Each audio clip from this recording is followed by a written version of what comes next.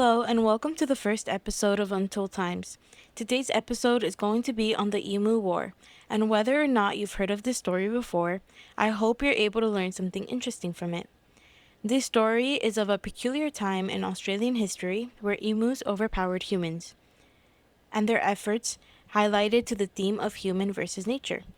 In 1932, the government battled a growing emu population affecting farmland near Campion, Western Australia. However, armed soldiers failed to deal with the population and faced backlash from the Australian media.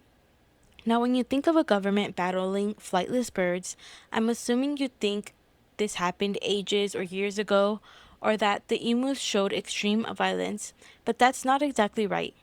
This only really happened 93 years ago, which really isn't that long ago, which is kind of crazy to think about because this occurred shortly after World War I had ended.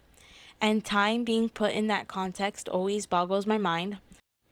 But after the war ended, Australian soldiers returned to Australia, and after such devastating events and struggling with mental health issues, they found it challenging to re enter civilian life. To help them reintegrate and boost agricultural production, the government rewarded them with farmland. And what initially sounded like a good thing turned out not to be because these veterans had no experience with farmlands.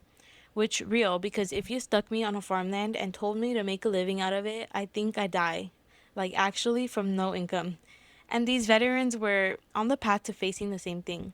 They faced dry lands, crops that failed to grow, and a bad economy after the Great Depression that added to unstable wheat markets, which was the main product that they sold. And on top of all of that, emus were destroying any growth that the farmers had in their search of food and water. During their annual migration, around 20,000 emus head towards Western Australia. They can be from 4.9 to 6.2 feet, with one stride being 9 feet long, which is equal to half the height of an adult giraffe. This makes me feel like an animal documentary. In the wild, we see a large emu pushing through fences, damaging infrastructure, and allowing rabbits in. So, these animals posed a threat to the livelihood and the survival of landowners. Under public pressure, the government intervened, and particularly because of the war that had just occurred, they all approached the situation with a military mindset. This was a project led by Major G.P.W. Meredith of the Royal Australian Artillery. They set off with 2 Lewis guns and 10,000 rounds of ammunition. I know nothing about guns, but this roughly translates to 200 ammo boxes and could sustain multiple hours of continuous firing. And although it seems like a lot, it was insufficient at dealing with 20,000 emus, and they had severely underestimated their opponent's power.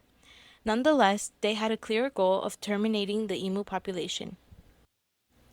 Some of the tactics they had were definitely interesting. One of them was setting up ambushes near watering holes. They knew the emus would be lured into these areas and they camped them out. But this ultimately failed because emus are actually super stealthy animals that can run up to 50 kilometers an hour. So as soon as they opened fire, emus scattered, and along with their speed, shooting them became a challenge. They also mounted guns on a truck to chase running emus, but the rough terrain worked against them, especially because the emus used their knowledge of the terrain to their advantage. In the first 6 days, about 50 emus were killed out of a total of 1,000 to 2,500 emus in the area. So, up against machine guns, why were these birds so hard to kill? It's about their behavior and biology. They have a mob mentality, so they move together in unpredictable patterns and in small groups to evade gunfire. At one of these battles, soldiers planned an ambush where they waited for 1,000 emus to approach the dam and they opened fire. It worked for a while with their machine gun until it jammed after only 12 kills. In total, they actually failed this operation twice.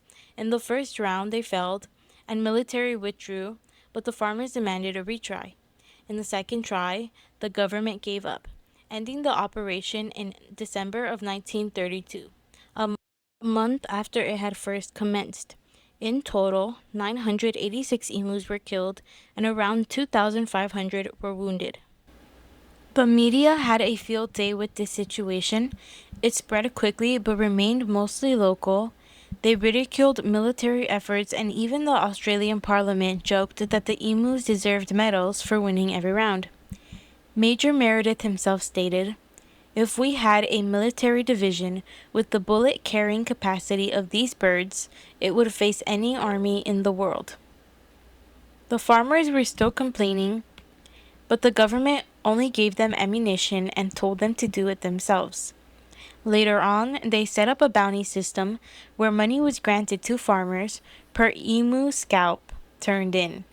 This seemed to work a lot better because in 6 months, 57,000 emu bounties went claimed.